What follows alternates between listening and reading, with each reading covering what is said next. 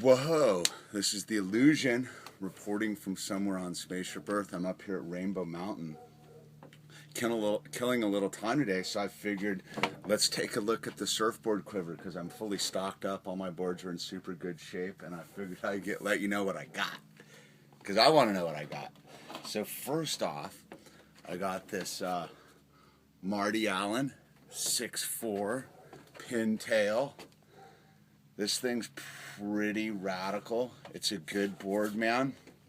I haven't really surfed it that much. I remember surfing it one super good day at the Strand last year, and right when I was getting into my session, I ripped this fin out just as Bobby Martinez was paddling out to do a super shred session out there. And I was super bummed because I came up with my bro and I didn't bring a backup board with me, so my session was done and it was super pumping. Look at that tail. This board's super, super high performance, man. Marty Allen. I love this board. My buddy Andy Line gave this board to me, man. Super cool of him.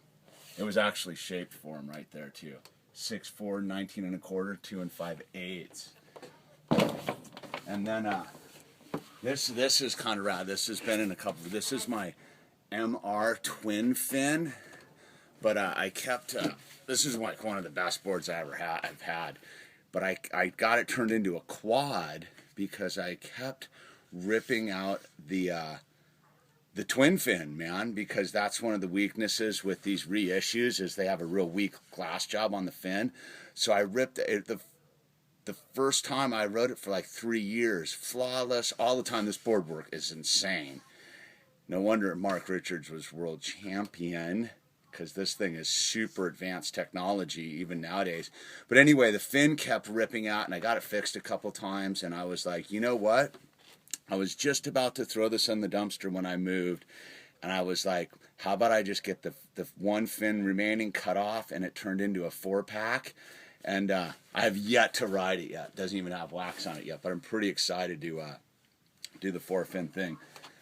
So that's the MR. That's a 6'2". That thing's badass. And then I got my Roberts diamond tail right there. I think this thing is a 6'2". They're super like meaty on the rail. This thing works pretty good in all conditions, but it's weird. This is my second white diamond, and my first one worked insane everywhere all the time. This one only seems to work backside for me. I can't really figure it out, but going front side, it just seems to like dig on me. And I got this board for dog sitting my buddy's dog for like a week and a half. Gave me a couple $100 and a surfboard, man. This thing's pretty radical, and I like it. The classic, I got this screaming barrel up at Oxnard Shores like a month ago, and I came shooting out of it, and I tried to like, pop under the back, and I fully like flipped it on the rail and landed on it. Got this giant pressure ding right there. It super bummed me out at the time, but now that I look at it, I don't really care. But yeah, these Roberts are pretty good. But this one doesn't work nearly as good as the first one I had. It could be all psychosomatic. I don't know. And then this board, my Timmy Patterson. This board I've gotten fixed so many times, it's kind of ridiculous. I've broken the nose off it a couple times. As you can see, I've had the fins replaced a couple times. Every one of them except the center one. Giant repairs here, but I'm looking at it. It looks like it's about ready to be terminal. That's got some sort of weird buckle going on right there.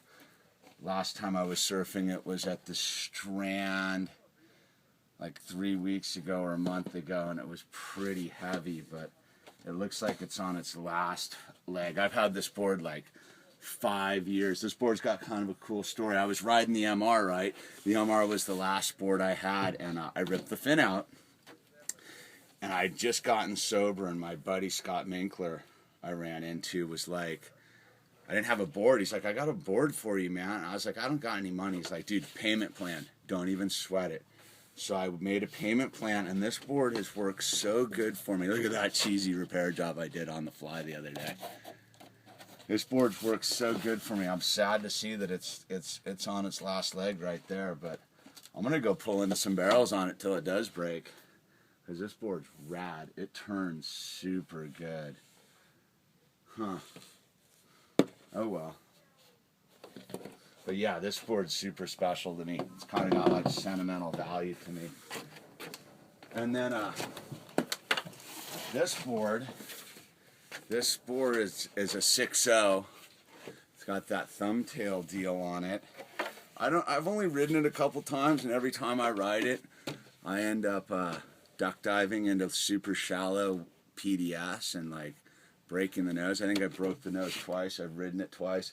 I bought this board on a full impulse purchase because this friend of mine, Greg Solomon, died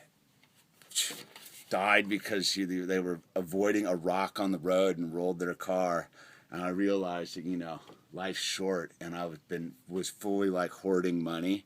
So I just went and like bought a surfboard just to like honor. So this is like my Greg Solomon board, but I think I'm gonna get it turned into like a 5-fin, man, and get some fins put in there, because I don't really ride it that much, but it works pretty good.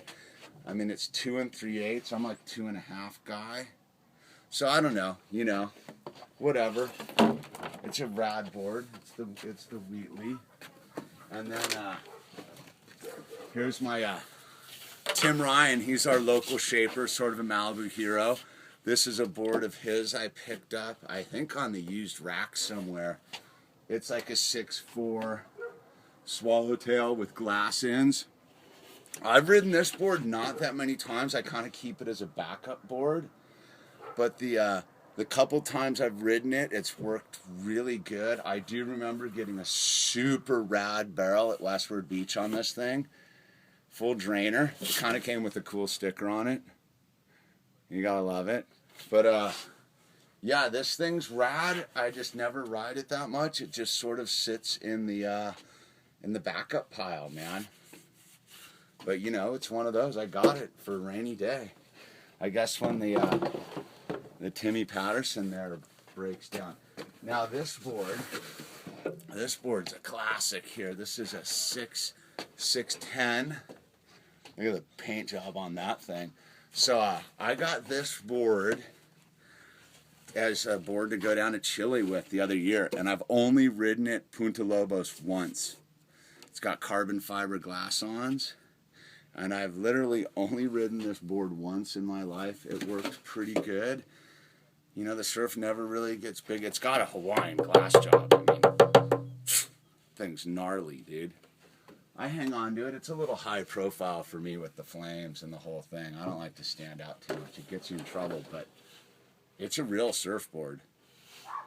It'll do some real surfing for you. It's just, like I said, it just doesn't get that radical, and when it does, I break out my real surfboard, the tried and true, the Meat Wagon. You've seen the Meat Wagon. I've had this board for at least a decade. It's a Tim Ryan design. TR, I got this. It's one of those, man. When I put this board under my arm, it means it's the real deal. It's about to get real out in the ocean. I've ridden this on all the big days. Thing is flawless. It's super beat up. People like steer clear of me in the lineup. This is one of those boards that's been repaired multiple times. It's got glass on fins. Super rad pintail. I rode this thing down at giant Punta Lobos, man, down in Chile. It was custom made for Itchy, dude, so I gathered there's a Scratchy out there somewhere. But yeah, this is the best board I have. This is the one board, like, if you had to, like, if they were like, you get to only take one board with you, this would be the one. Because I've ridden it in all conditions, but dude, when it gets big, it's the deal. And when it gets hollow, this thing works insane. It's a super good board, another Tim Ryan design. Like I said, I've had this board a long time. It's all yellow. Look at that. Look at that thing. That thing's badass, man. That's a real surfboard, people. The hottest is we had that giant Marie swell came in. You know, like a double, triple overhead hurricane swell. We don't get that many hurricane swell anymore. It's funny, man. People just aren't prepared for when it gets big around here, dude. I was riding this thing out there, furthest guy out at Big Doom, just catching off huge roper set waves on this thing. It's got one of those huge 1/4-inch thick stringers, man. This thing's radical, dude. I just look at it and it gets me fired up, man. It makes me want to paddle out into some raging surf. And here it is. Here's the magic carpet. Another Tim Ryan. Tim Ryan's the bro. If you're in Malibu, man, he's our shaper, dude. He gets it all done for us. Ooh, I let it get a little hot. This one's actually epoxy. This is the board that I took down to Chile. This board's magic. This board sought me out. I saw it on the used rack down at Drill one day, and I was like, I want that board.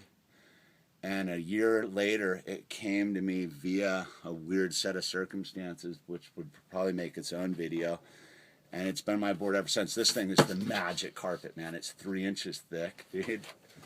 But, dude, it works insane. I was riding triple overhead Chile on this board.